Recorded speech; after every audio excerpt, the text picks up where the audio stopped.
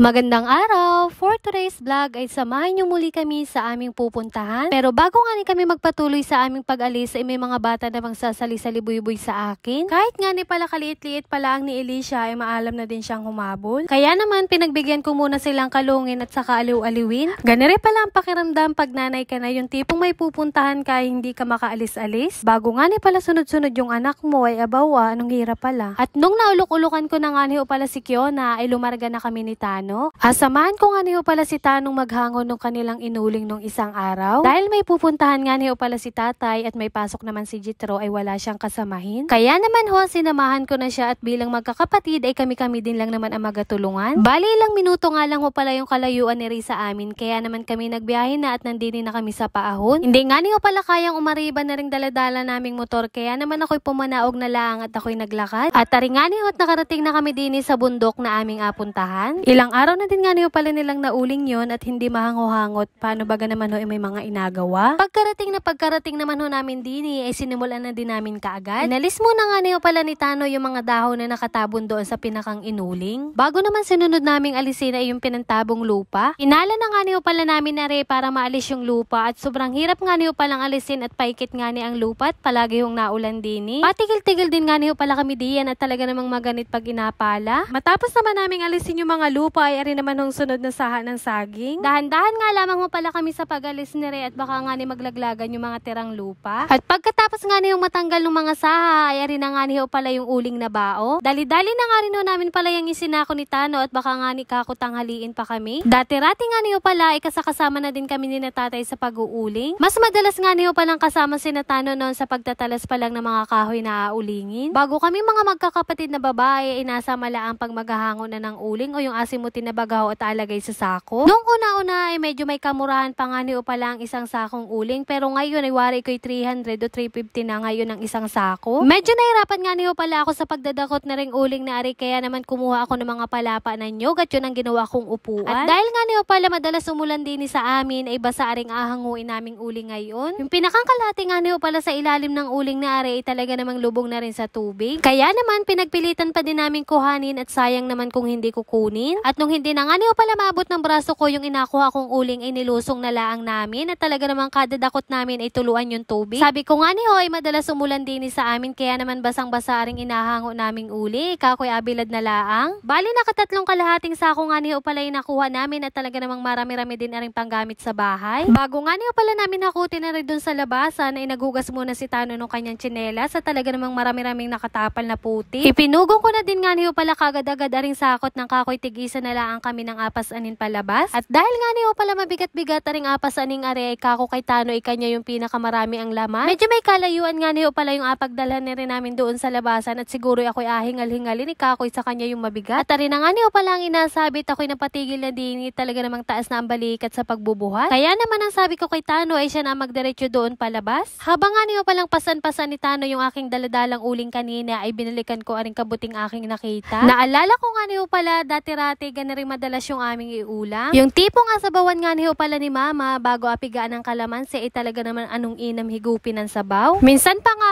ay nakabalisuso naman sa dahon ng saging bago pinigaan ng kalamansi at adarang sa apoy ay talaga namang anong sarap. Kumuha na nga rin pala ako diyan ng ilang pirasong kalamansi at kakoy asabawan ko nga ni. Dahil nga niyo pala kinulang ako sa haba ay si Tano na lang ang pinanguha ko at ako'y walang maabot-abot. Pagkatapos nga niyo pala namin manguha ng kalamansi ay di kami pumunta na sa labasan. Si Tano na nga rin pala nagdala ng kahuli-hulihang kalahating sakong uling. Pinatakluban ko na rin nga niyo pala yan kay Tano ng laying at saka palapan ng nyug at kakoy pag umulan ay hindi mabasa ng tudo. Pagkatapos naman ay diarit kami gumayak na rin pa uwi. Biyahe na naman nga niyo pala rin ng ilang minuto at sabi ko nga ni kay Tano daan muna kami sa irrigation at maghugas man lang ng paa at kamay. Dati-rati nga niyo pala ay pag kami nanggagaling sa bundok at ganing maputik ay nakakapaghugas lang kami sa mga sapa pero ngayon ay iba-iba na nga nit may irrigation papagarni. Sobrang laki nga niyo pala ng abag ni Ray sa lahat ng mga magsasaka at may daluyan ng tubig papunta sa kanilang palayan. Pagkarating ko naman din sa bahay, isaktong may niluto si Anang espagete kaya naman ako'y napamerienda muna. Naulit ko nga rin pala kay mama na may nakuha nga ni pala akong kabuti. Kako nga ni anong sarap noon sa bawan. Kaso naman yun pala ay maling kabuti ang nakuha ko kaya naman tinapon ko na lang. At dahil nga niyo pala matagal-tagal na tayong hindi nakakakain ng kabuti na yun kaya naman hindi na natin namukaan. Pumahinga nga lamang pala ako diyan ng kaunting oras at kako'y tanghali na nga ni ako'y gumayak ng magluto ng aming pananghalian. Adobong Dalawang sitaw nga niyo pala yung alutuin ko ngayong araw, kaya naman iginaya ko na yung aking agamitin. Ari muna nga niyo palang karning baboy muna ang ginayat ko ka kung nga ni asang kutsa ko muna. Matapos ko nga niyo palang magayat lahat yung karne ay di ari nga nit hinugasan ko na ng ilang beses. Sinunod ko naman ay di ari nga nit ako'y nagsalang na ring kawalit, inilagay ko na ring asang kutsahin kong karne. Ari na muna nga niyo palang inunakot ka kung nga ni ng mapalambot at mapakuluan ko ng ayos. Nilagyan ko na nga rin pala yan ng pampalasang asin, saka naman binudbudan ko ng kaunting paminta. Hinalu-halo ko nga lamang ho, saka naman tinakluban ko na din kaagad. Sinunod ko naman hong intindihin ay aring mga pansamyang sibuyas bawang na ginayat-gayat ko sa maliliit na piraso. Ginayat ko na nga rin pala sa saktong haba ring 3 taling sitaw na nabili ko. At pagkatapos naman hoy, hinugasan ko na din kaagad. Bali 3 beses ko nga niyo pala yung hinugasan para naman siguradong malinis. Kaagad ko naman nung tiningnan yung aking inasang kutsang kanit, sakto nga ning igana at malambot na, kaya naman isinantabi ko muna at nagisa na ako muna na ring mga pansamya. Bali dinagdagan ko nga lamang ko pala yan ng kaunting mantika at kako nga ni malabas naman yung kanyang sariling mantika. Una ko nga niyo palang ginisay aring bawang at nung mapula-pula yan ay isinunod ko na din aring sibuyas. Hinintay ko nga lamang mo pala magparehas ang kulay ng mga yan, saka naman pinaghalo-halo ko na sa isa't isa. Sinunod ko naman nung ilagay ay aring sitaw at saka naman tinimplahan ko ng iba pang mga pampalasa. Toyo ng marka pinya nga niyo pala diyan ang ginamit ko at binutasan ko lang na maliit at pag malaki nga na iba ka maparami. Hinalo-halo ko na nga niyo pala yan, saka naman nilagyan ko ng kalahating tasang tubig para naman may sabaw ng kaunti. At saka naman tinakluban ko din kaagad para mabilis makuluan. Sa ilang minuto nga niyo palang pagpapakulo ay malambot na ring ating sitaw, kaya naman nilagyan ko na ring oyster sauce. Kaunting toyo lamang ko talaga ang nilagay ko doon at kako nga ni adagdagan ko na ring oyster sauce at pag meron nga ning garni ay matamis-tamis. Sa ilang minuto nga niyo pala nating paghihintay ay luto na ang ating adobong sitaw. Thank you Lord sa blessing. Kain tayo. Naghayin na nga rin pala ako diyan, saka naman tinawagan ko na sila para makakain na kami ng pananghalian. Katapos ko nga niyo pala maghayin ay diari nga nit kumuha na ako ng aking akainin. Di na nga niyo pala ako pumesto sa loob para naman masarap-sarap ang aking pagsubo. Di nga niyo pala sa katabi ko si Ate Kyo na tingnan pa naman ninyo at may pasulpot-sulpot na maliit na kamay. Inasubo-subuan ko na nga rin pala diyan si Ate Kyo na kaso naman ay panay ang dukot din sa aking plato at nagakukuha ng sitaw. Kinahaponan naman ho ay diari nga nit balik tayo sa pag-aalaga sa mga munsing na ari, at dahil nga ni umalis na naman ho ang mga magulang ng mga batang ari ay didinin naman sa amin iniwan. At bilang titang ina nga ni hindi ko naman sila matitiis na hindi alagaan. Bali tigisa nga ni pala kami ng binabantayan diyan ni mama, kaso naman siya ay naliligo kaya naman binantayan ko muna ari parehas. At bilang magkakapatid nga ni ay kami-kami din lang naman ang magatulungan. Naalala ko nga ni ho pala dati-rati madalas kami mag-away magkakapatid, pero ngayon ay laking iba na. Naalala ko din nga ni ho pala na madalas sinasambit sa amin no ni tatay na kami magkakapatid ay magsunuran at magmahalan, at darating yung araw na kami-kami din lang ang magtutulungan at magtatakbuhan sa bawat isa. At bago ko nga niyo pala tapusin ang video kong ari ay nais ko lamang magpasalamat sa aking followers at mga viewers. Maraming salamat nga niyo pala sa palagi niyong pagsubaybay at panunood. At bilang pasasalamat nga niyo pala ay shoutout sa aking lahat ng star senders at mga top fan dyan.